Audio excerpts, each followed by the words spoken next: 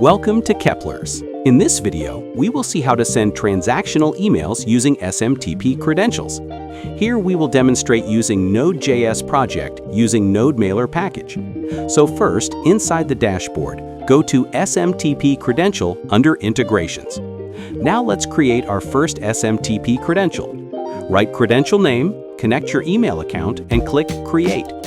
Here we have our SMTP credential created successfully. Just copy the username and paste it here in your .env file, copy the password, and paste it too.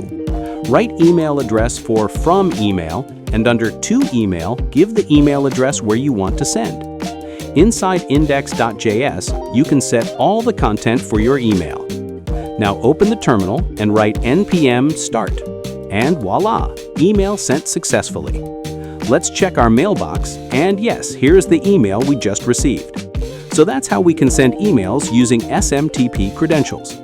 Here's the Kepler's HQ GitHub where you will find more such projects. Link is attached below.